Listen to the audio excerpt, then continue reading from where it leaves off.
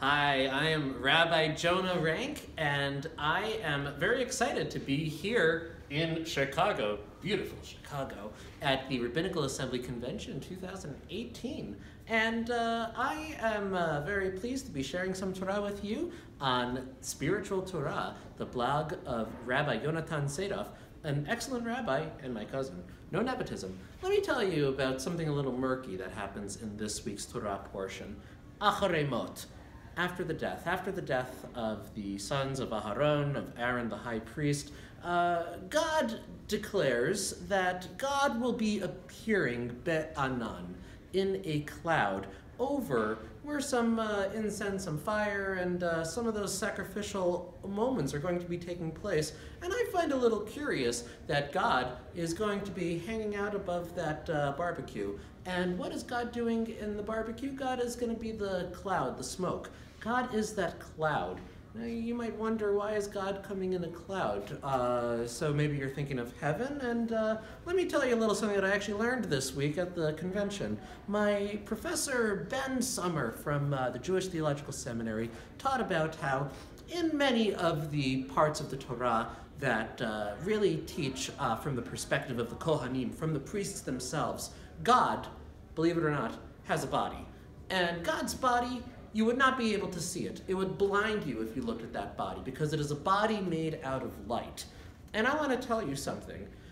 Moshe, he's the sort of person who would wear sunglasses indoors if he knew that God was going to sit next to him. Because Moshe only got to look at God through a veil, making sure that the veil would keep his eyes able to focus and not be blinded by God's light, by that light of God's luminous body.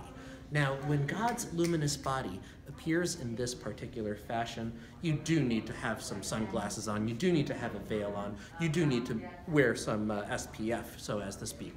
Now, what we see is that this particular cloud also means that we're not talking about the God who is big, mighty, and absolutely everywhere. We're talking about a God who actually, in the words of the 12th century French commentator Bechor Shor, says this is a God who has to be metzamtzem, who has to actually narrow and constrain God's self in order to appear in the smallness of that cloud and the smallness of all of that.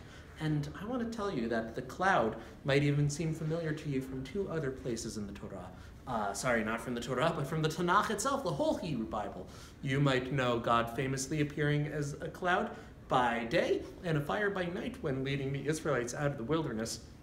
And I want to tell you that you might even remember, maybe you don't remember, because this is one of the lesser studied books, but in the book of Melachim, the book of Kings, we have a king you may have heard of before, Shlomo, a very wise king, they say. And Shlomo also is credited, this King Solomon, for building the temple, And what does Shlomo say when they get start laying the groundwork down for the temple? What does he say? He says that God has appeared ba'arafel, that God is appearing in not just cloud, but actual smokiness, and actual fog, and actual mist.